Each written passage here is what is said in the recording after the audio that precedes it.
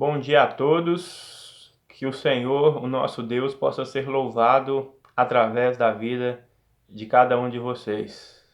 Manhã especial, manhã onde podemos ouvir mais da mensagem do Senhor e que essa mensagem possa abençoar, edificar e de alguma maneira levar a sua vida a fazer uma certa análise, uma certa reflexão, porque sempre a mensagem de Deus ela pode de alguma forma transformar e abençoar nossas vidas. Eu acredito que a maioria de vocês já devem ter ouvido uma frase que diz: o povo tem o governo que merece. O povo tem o governo que merece. Muitos até acreditam que essa frase seja uma frase bíblica. Porém, por mais que implicitamente possam ter dentro dela reflexões que levam a outras frases que realmente são bíblicas, ela não é literalmente bíblica. Mas nós podemos tirar muitas reflexões sobre essa frase, o povo tem o governo que merece, porque realmente, muitas vezes os governantes, eles são frutos ou são reflexo, daquilo que o povo deseja. E a reflexão que eu quero trazer hoje é uma reflexão lá do livro de 1 Samuel, no capítulo 8.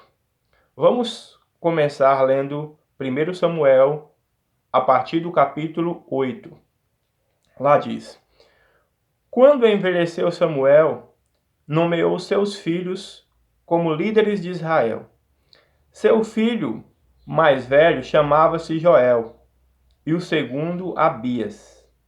Eles eram líderes em Berseba, mas os filhos dele não andaram em seus caminhos.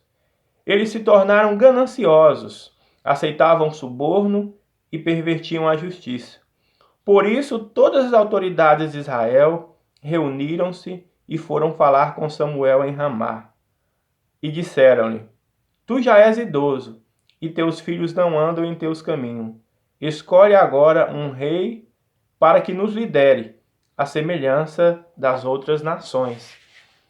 A princípio, aqui, se vocês pararem, avaliarem e perceberem o que está no texto, o povo, as autoridades de Israel naquele momento, eles perceberam que os próximos líderes, até então aqui, a nação de Israel, ela vivia no regime de teocracia, onde o próprio Deus era o seu governante, onde ele levantava líderes, juízes, profetas, homens dele, para de certa forma conduzir, para de certa forma liderar o povo de Deus.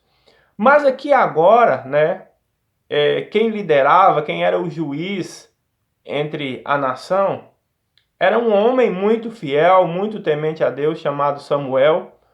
Porém, ele já se encontrava numa idade avançada, e aqueles que sucederiam ele, que seriam seus filhos, de certa forma, eram homens que eram corruptos, homens que aceitavam suborno, homens que não andavam da mesma maneira que seu pai andava, homens que não andavam segundo os propósitos de Deus.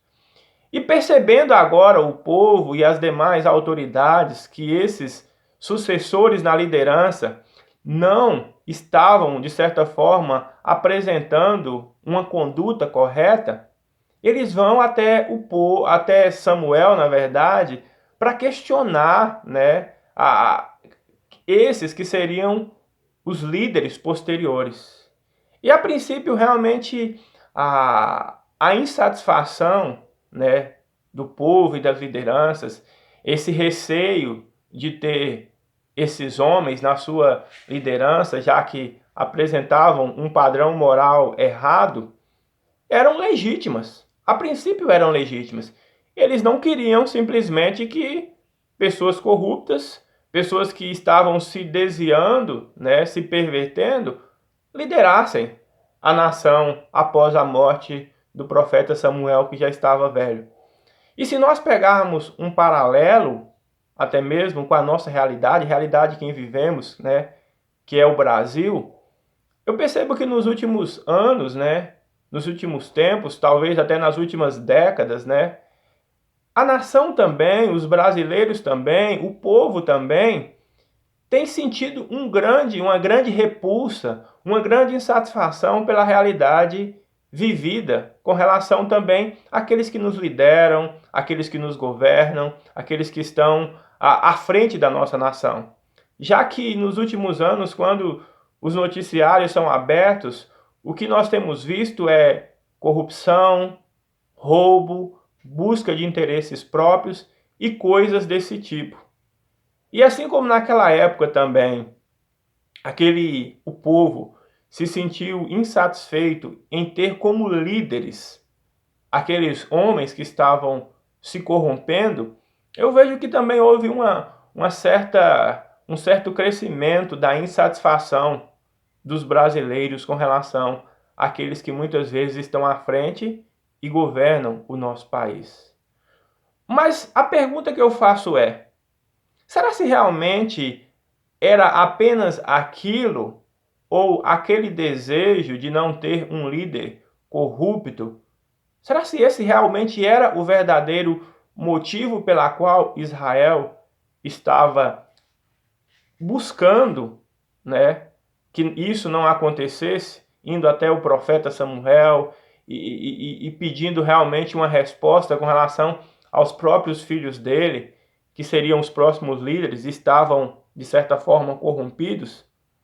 E se você continuar no texto, você vai perceber que no verso 5, quando eles vão até Samuel, além de falar de tudo aquilo que os filhos dele estavam fazendo, que não andavam no caminho que ele havia andado, ele diz o outro motivo, que talvez eu acredite que seja o motivo principal, é que eles, né, queriam alguém que liderasse eles semelhante às outras nações. Então parece que o motivo real não era apenas, né, a corrupção dos filhos de Samuel. Mas o ponto aqui em questão é que eles queriam ser semelhantes às outras nações. E sabe qual que é o problema de tudo isso? De ser semelhante às outras nações, que era a principal motivação? O problema não era em ter um rei, um governante naquele momento. Já que se você pegar no livro de Deuteronômio, no capítulo 17, lá diz, o próprio Deus já havia determinado, falado, já havia profetizado que no futuro, quando o povo dele estivesse na terra prometida, quando eles estivessem na terra que Deus daria para eles, naquele momento eles pediriam um rei. E lá não diz que Deus não aceitaria ou que Deus seria contra a ter um rei para governá-los. Mas Deus apenas dá as diretrizes sobre como deveria ser esse homem. Deveria ser um homem que se levantaria de dentro do próprio povo dele. Deveria ser um homem que não se corromperia fazendo alianças com outras nações. Seria um homem que não se perverteria diante do acúmulo de ouro, de prata. Seria um homem que não teria várias esposas para corromper o seu coração. Seria um homem que teria o cuidado de guardar a lei de Deus e de obedecer à lei de Deus, não se desviando dela nem para a direita, nem para a esquerda. Deus não havia proibido que eles tivessem um rei. Até Deus já havia falado que isso aconteceria. Porém, Deus dava diretrizes com relação à escolha desse homem que lideraria a nação. E aqui agora o problema não está em especial na escolha do rei em si, mas o maior problema é das motivações que estão por trás. Se você ler o texto na sequência, diz no verso 6: quando, porém, disseram, dá-nos um rei para que nos lidere, isso desagradou a Samuel. Então ele orou ao Senhor. E o Senhor lhe respondeu: atenda a tudo que o povo está lhe pedindo. Não foi a vocês que rejeitaram, Foi a mim que rejeitaram como rei. Assim como fizeram comigo desde o dia em que os tirei do Egito até hoje, abandonando-me e prestando culto aos outros deuses. Também estão fazendo com você. Agora atenda-os, mas advirta-os solenemente e diga-lhes quais direitos reivindicará o rei que os governará. Então, qual que é o ponto aqui? Mais uma vez, verdadeiros, né, ou não? Imaginem, agora o próprio Deus fala com o profeta, né, sobre essa questão deles pedirem um rei. E aí o profeta ficou meio chateado por eles o rejeitarem, né? E Deus falou: não, fica tranquilo que eles não rejeitaram a você, mas rejeitaram a mim. A motivação deles era rejeitar o Senhor. Porque o período anterior, aqui a Samuel, o povo de Deus, ele passou por muitos momentos difíceis, momentos em que perdiam batalhas, momentos em que se desviavam do caminho do Senhor, momentos bastante complicados. E foram momentos que talvez estavam gravados na memória do povo. E eles talvez, possivelmente, acreditavam que muitas dificuldades que passaram no passado, muitos períodos difíceis e até mesmo de derrota política, militar, que seja, estavam atribuídas ao fato deles não terem alguém, um rei, alguém de certa forma humano, que liderasse eles para que eles tivessem êxito nesses períodos. Quando, na verdade, muito do que aconteceu, por exemplo, no livro de Juízes e das derrotas relacionadas ao povo de Deus, não estava relacionado à ausência de um rei, de um líder humano, mas estava relacionado a eles terem se desviado do caminho do Senhor. Porque naquela época, cada um fazia o que mandava o seu próprio coração. Muitas vezes eles se desviaram do caminho de Deus. E as consequências por se desviar do caminho do Senhor foram muitas vezes derrota, humilhação, sofrimento e coisas desse tipo. Mas eles atribuem a essas derrotas, não a sua conduta inconsequente, mas sim a ausência de um rei.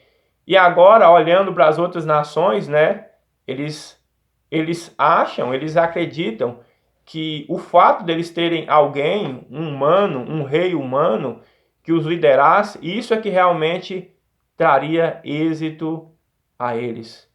Eles preferiam andar mais por aquilo que eles estavam vendo do que pela fé. E eu vejo que hoje a coisa não muda, a coisa é semelhante, né? Não tem nada de errado, né? Nós termos autoridades, governantes, homens, né? Como diz na carta aos Romanos, no capítulo 12, ou na carta a Tito, no capítulo 3, que as autoridades, os governantes, eles têm o objetivo de manter a ordem, eles têm o objetivo de alguma forma trabalhar para termos uma vida pacífica e amável. Eles foram colocados, levantados por Deus. Porém, o que nós devemos entender, principalmente aqueles que se dizem cristãos, que se dizem seguidores de Jesus, é que a nossa confiança, ela não está em nenhum governo humano. A nossa confiança, ela não está em presidente, em governador, em senador, em ministro, em nenhum desses homens. Em primeiro lugar, nós devemos entender que a nossa confiança deve estar no Senhor. Aqui nesse momento, o povo queria um novo rei, não porque eles sabiam, não porque Deus havia determinado apenas, claro que existe o propósito soberano de Deus. A motivação não era o que Deus havia falado no passado com relação a um dia em que eles pediriam um rei. Mas a motivação aqui era eles quererem ser parecido com as demais nações. E muitas vezes quando eu vejo brasileiros, né, brigando às vezes nas redes sociais, defendendo políticos com unhas e dentes, né, às vezes até mesmo entrando num clima de animosidade ou de briga para defender políticos, a pergunta que às vezes vem ao meu coração é por que os brasileiros eles são tão fanáticos com política? Por que será que eles lutam tanto, brigam tanto com política? Não é errado, como eu disse, não é errado. Sempre eu tenho as minhas convicções, eu tenho a minha forma de manifestar. Não gosto de manifestá-las em redes sociais e coisas desse tipo, né?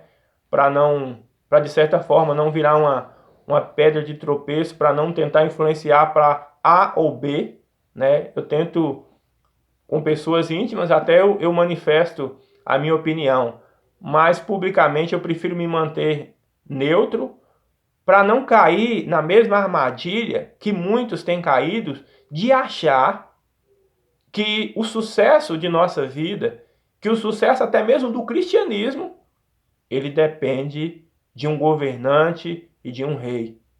E o sucesso de nossa vida, o sucesso da missão de Jesus, ela não depende de nenhum homem. Ela depende apenas do seu poder sobrenatural. Aquele povo, ele tinha Deus como o seu supremo governante, que ajudava eles em todas as batalhas. E se eles tivessem mantido o foco em Deus, eles teriam êxito em tudo que eles fizessem. Você vai ver na sequência, né, que muitas vezes muitos reis foram levantados. Alguns eram fiéis a Deus, outros não eram fiéis a Deus. Mas o ponto é que todas as vezes, né, que se levantava um rei, seja ele fiel ou não a Deus, haviam consequências para o povo, sejam elas boas ou ruins. Se nós continuarmos aqui lendo o texto agora, vamos ler o verso 9 de 1 Samuel 8. Agora atenda-os, mas advirta-os solenemente e diga-lhes: quais direitos reivindicará o rei que os governará?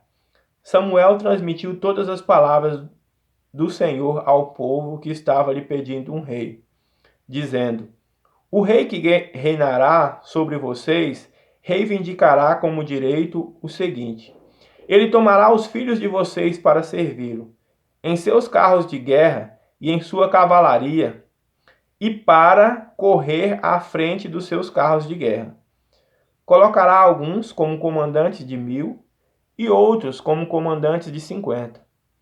Ele os fará arar a terra deles, fazer a colheita, fabricar armas de guerra e equipamentos para os seus carros de guerra. Tomará as filhas de vocês para serem perfumistas, cozinheiras e padeiras. Tomará de vocês o melhor das plantações, das vinhas e dos olivais, e os dará aos criados deles.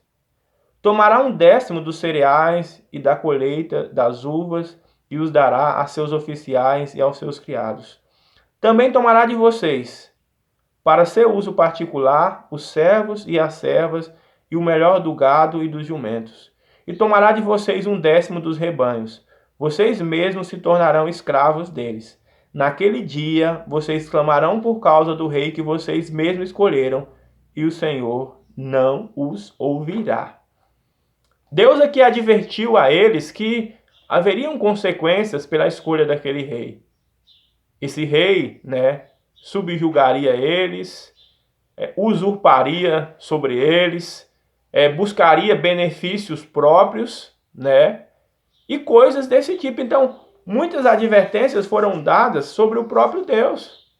E Deus, o que me chama mais atenção é o verso 18, que diz que naquele dia vocês clamarão por causa do rei que vocês mesmos escolheram, e o Senhor não os ouvirá.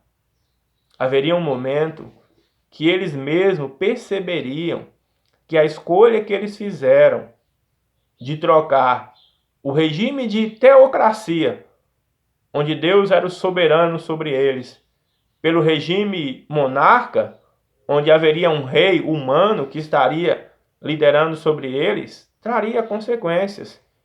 E eles se arrependeriam, mas Deus não ouviria.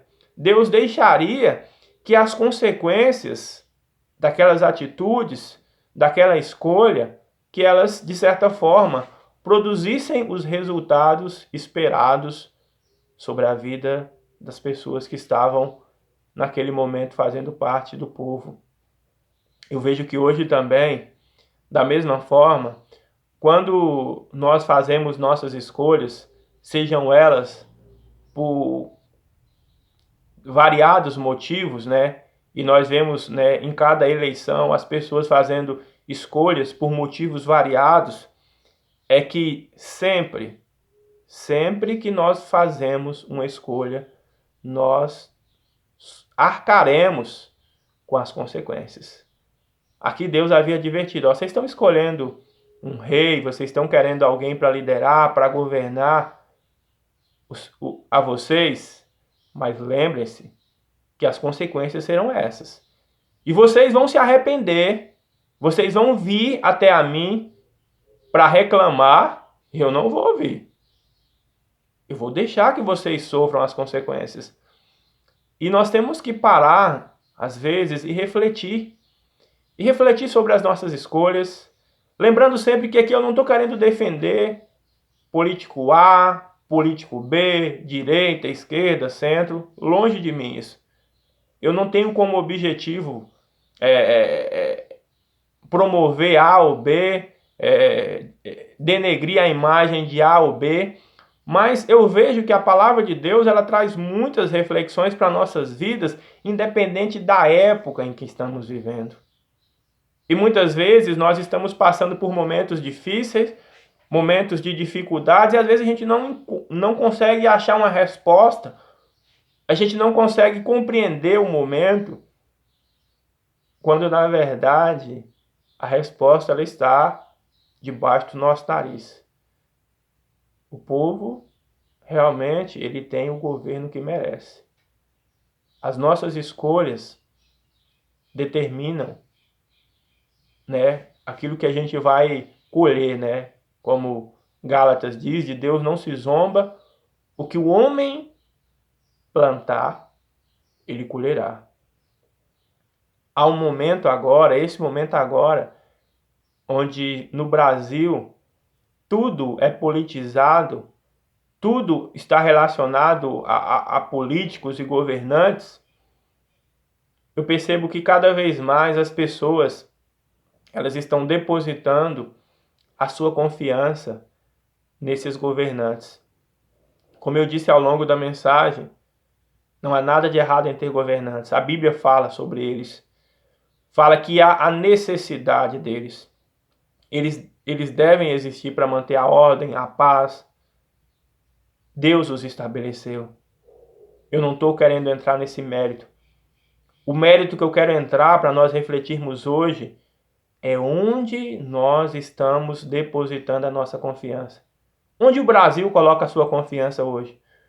Onde os cristãos, os evangélicos, colocam a sua confiança? Será que eles estão confiando em Deus? Ou eles estão confiando em políticos? Nós acabamos de ver na palavra de Deus que a confiança em política, em líderes, na verdade, né? Muitas vezes pode fazer com que quebremos a cara. Há uma frase, né, bíblica, um salmo, na verdade, Salmo 33:12, se não me engano. Algumas versões vão dizer que feliz é a nação cujo Senhor é o Deus, ou cujo Deus é o Senhor. Um versículo bíblico que muitos têm usado, né? Talvez fora de contexto, talvez para justificar sua crença religiosa, sua crença política, na verdade, que crença religiosa, sua crença política. E eu paro, será se nós somos uma nação que Deus é o Senhor? O Brasil está sendo uma nação que Deus é o Senhor? Eu não acredito nisso. Feliz a nação cujo Deus é o Senhor. No dia que realmente, de verdade, Jesus for o Senhor soberano dessa nação, no dia que realmente nós pararmos de confiar em políticos, né, e começarmos a confiar no nosso Deus, nós seremos uma nação feliz, abençoada, próspera, porque realmente Jesus é o nosso Deus e o nosso Senhor. Vamos orar. Pai, obrigado por esse momento especial onde podemos compartilhar mais da Tua palavra, Deus.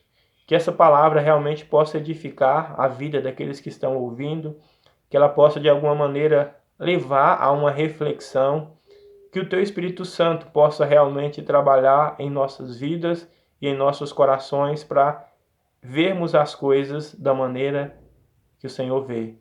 Eu oro pelo nosso país, pela nossa nação, pelos nossos governantes. Ó Deus, tenha misericórdia, Deus. Que o Senhor possa realmente ser o Deus soberano, o Rei, sobre nossa vida e sobre essa nação. Que o Senhor trabalhe, Pai, no coração dos governantes e autoridades. Oro pela conversão deles, mas acima de tudo, Deus, oro para que o Senhor dê sabedoria e direcionamento para que eles venham fazer aquilo que é a vontade do Senhor, não aquilo que é a vontade deles e que trará apenas benefícios próprios e não benefícios para essa nação. Que o Senhor abençoe esse momento em nossa vida, em nome de Jesus. Amém.